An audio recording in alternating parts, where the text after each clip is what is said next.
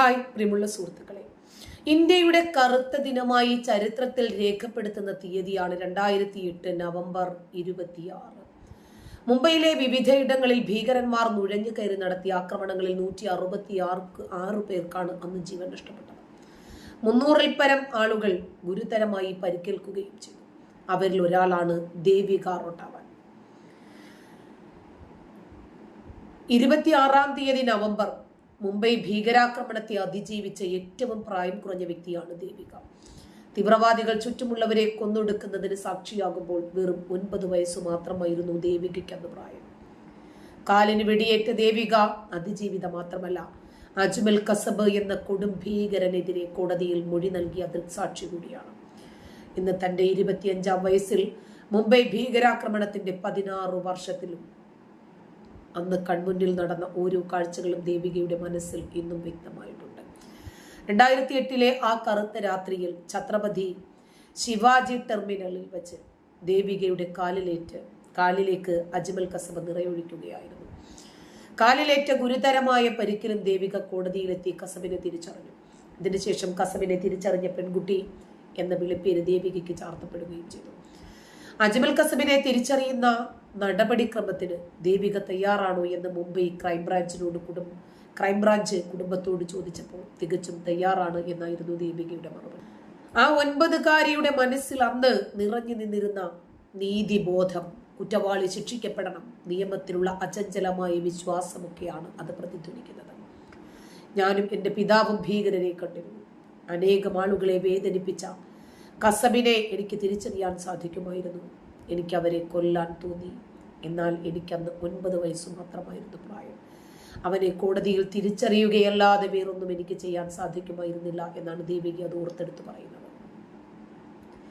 ദേവിക ഉൾപ്പെടെയുള്ളവർ തിരിച്ചറിഞ്ഞതോടെ ഭീകരാക്രമണത്തിൽ ജീവനോടെ പിടികൂടിയ ഏക തീവ്രവാദിയായ കസബിന് 2010 മെയ്യിൽ തൂക്കുകയർ വിധിച്ചു. 2 വർഷത്തിന് ശേഷം പൂനെയിലെ ജയിലിൽ തൂക്കിലേറ്റി. ദേവിക ഇപ്പോൾ ഡിഗ്രി ബിരുദധാരിയാണ്. കാലിൽ വെടിയേറ്റതിന്റെ പാട് ഇടയ്ക്കിടെ ദേവികയുടെ ഉള്ളുലയ്ക്കാറുണ്ടത്രേ. ഭാവിയിൽ ഒരു IPS ഉദ്യോഗസ്ഥയായി തീവ്രവാദം അവസാനിപ്പിക്കുന്നതിന് വേണ്ടി പ്രവർത്തിക്കും എന്നതാണ് ദേവികയുടെ പ്രധാനപ്പെട്ട സ്വപ്നങ്ങളിലൊന്ന്. നമ്മുടെ ഈ രാജ്യത്തിന്റെ കോണിൽ എവിടെയായിരുന്നാലും ശരി, ഏത് രൂപത്തിലുള്ള തീവ്രവാദത്തെയും നമ്മൾ എതിർക്കും. ഏത് ഭീകരവാദത്തെയും ഭീകരവാദികളെയും നമ്മൾ എതിർത്തുകൊണ്ടേയിരിക്കും. കാരണം രാജ്യത്തിന്റെ സ്വസ്ഥമായിട്ടുള്ള നിലനിൽപ്പിന് അത് അനിവാര്യമായതുകൊണ്ട് തന്നെ. ലഷ്കർ ഇ തൊയ്ബയായ സംഘടന അത് തീവ്രവാദ സംഘടനയാണ്. ലോകരാജ്യങ്ങൾ മുഴുവനും തീവ്രവാദ സംഘടനകളിൽ മുമ്പിൽ പറഞ്ഞ പേരാണ് ലഷ്കർ ഇ തൊയ്ബ. ഇതിലെ ഭീകരനാണ് സൽമാൻ റഹ്മാൻ.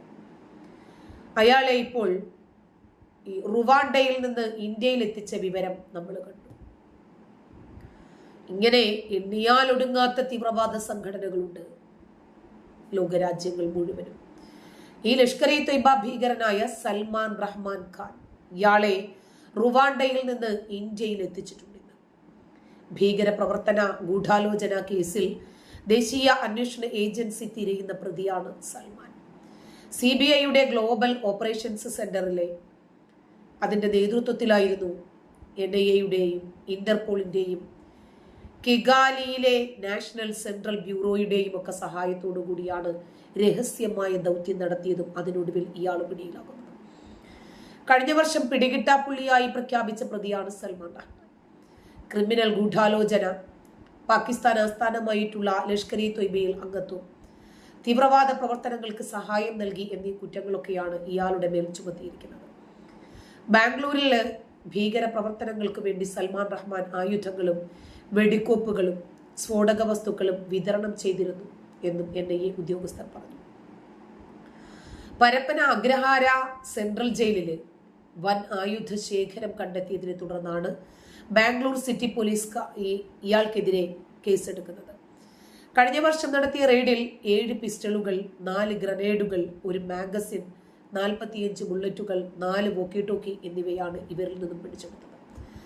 ആയുധ നിയമം, സ്ഫോടക വസ്തു നിയമം, തീവ്രവാദവുമായി ബന്ധപ്പെട്ട വകുപ്പുകൾ തുടങ്ങി വിവിധ വകുപ്പുകൾ പ്രകാരം കഴിഞ്ഞ വർഷം സൽമാൻ റഹ്മാൻ ഖാനെതിരെ NIA കേസ് രജിസ്റ്റർ ചെയ്തു. ഈ വർഷം ഓഗസ്റ്റ് 2-ാം തീയതി ഇന്റർപോൾ റെഡ് നോട്ടീസ് പുറപ്പെടുവിച്ചു. ഖാൻ റുവാണ്ടയിലുണ്ട് എന്ന് പിന്നീട് തിരിച്ചറിഞ്ഞു. റുവാണ്ടയിൽ നിന്ന് ഖാനെ ഇന്ത്യയിൽ എത്തിച്ചത് അന്വേഷണത്തിൽ നിർണായകമാകുമെന്നും തീവ്രവാദത്തിനെതിരായ പോരാട്ടത്തിലെ വലിയ വിജയമാണിതെന്നുമാണ് NIA അവകാശപ്പെടുന്നത്. നമ്മുടെ നാടിനെ സംബന്ധിച്ച് നോക്കിയാൽ ഇതൊന്നും ഒറ്റപ്പെട്ട സംഭവങ്ങളല്ല. ഇപ്പോഴാണ് ജമ്മു കാശ്മീരിലെ വിഘടനവാദി നേതാവാണ് യാസിൻ മാലിക്. ഇയാൾക്ക് നോട്ടീസ് അയച്ചിരിക്കുകയാണ് ഇപ്പോൾ സുപ്രീം കോടതി. 2 കേസുകളുടെയും വിചാരണ ജമ്മുവിൽ നിന്ന് ന്യൂഡൽഹിയിലേക്ക് മാറ്റണമെന്ന് സെൻട്രൽ ബ്യൂറോ ഓഫ് ഇൻവെസ്റ്റിഗേഷന്റെ അപേക്ഷയെ തുടർന്നാണ് നോട്ടീസ് അയച്ചിരിക്കുന്നത്. യാസിൻ മാലിക്കും മറ്റു പ്രതികളും ഈ വിഷയത്തിലെ പ്രതികരണം ഉടൻ തന്നെ കോടതിയിൽ അറിയിക്കണം എന്നാണ് നോട്ടീസ്. മുഫ്തി മുഹമ്മദ് സയ്യിദിന്റെ മകൾ റുബയ്യയെ തട്ടിക്കൊണ്ടുപോയ കേസിൽ പ്രോസിക്യൂഷൻ സാക്ഷികളെ വിസ്തരിക്കാൻ യാസിൻ മാലിക്കിനെ നേരിട്ട് ഹാജരാക്കാനാണ് 2022 സെപ്റ്റംബർ 20 ജമ്മു വിചാരണ കോടതിയുടെ ഉത്തരവിനെതിരെയാണ് CBI സുപ്രീം കോടതിയെ സമീപിച്ചത്. നിലവിൽ തീവ്രവാദ ഫണ്ടിംഗ് കേസിൽ ജീവപര്യന്തം തടവിന് ശിക്ഷിക്കപ്പെട്ട തിഹാർ ജയിലിൽ കഴിയുകയാണ് യാസിൻ മാലിക്. തിഹാർ ജയിലിൽ വീഡിയോ കോൺഫറൻസിംഗ് സൗകര്യമുള്ള കോടതി ഉള്ളതുകൊണ്ട് തട്ടിക്കൊണ്ടുപോകൽ കേസിൽ വിചാരണയ്ക്കായി മാലിക്കിനെ ജമ്മു കോടതിയിലേക്ക് കൊണ്ടുപോകേണ്ടതില്ല എന്നാണ് solicitor general Tushar Mehta supreme കോടതിയിൽ വ്യക്തമാക്കിയത്. യാസിൻ മാലിക് രാജ്യസുരക്ഷയ്ക്ക് ഭീഷണിയാണെന്നും തിഹാർ ജയിലിന് പുറത്തേക്ക് കൊണ്ടുപോകാൻ അനുവദിക്കരുത് എന്നും CBI സുപ്രീം കോടതിയോട് ആവശ്യപ്പെട്ടിട്ടുണ്ട്.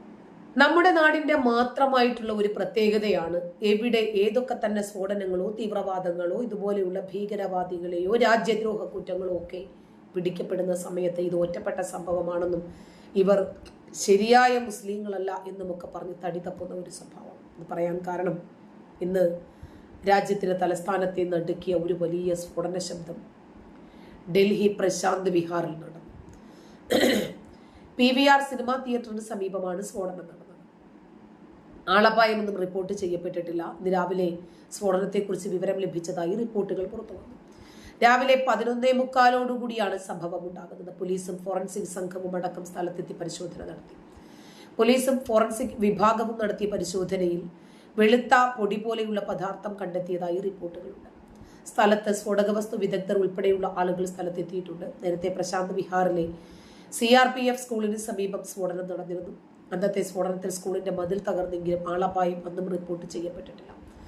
അന്നും സ്ഫോടനം നടന്ന സ്ഥലത്ത് നിന്ന് വെളുത്ത പൊടി പോലെയുള്ള വസ്തു ലഭിച്ചിരുന്നു. അതുകൊണ്ട് 2 സ്ഫോടനങ്ങൾക്ക് പിന്നിലും ഒരേ സംഘം തന്നെയാണോ എന്ന് സംശയമുണ്ട്. എന്നാൽ കൂടുതൽ അന്വേഷണത്തിന് ശേഷം മാത്രമേ എന്തെങ്കിലും പറയാൻ സാധിക്കൂ എന്നാണ് പോലീസ് പറയുന്നത്. ഇതൊക്കെ ഒറ്റപ്പെട്ട സംഭവങ്ങളല്ല. ഈ കേരളത്തിന്റെ ഒരു പങ്ക് ലോകത്തിന്റെ ഏത് കോണിൽ സ്ഫോടനം നടന്നാലും ഉണ്ടാകുന്നത് എന്തുകൊണ്ടാണ്?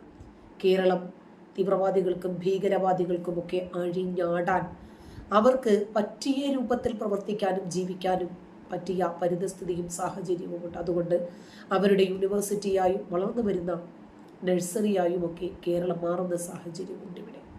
നന്ദി.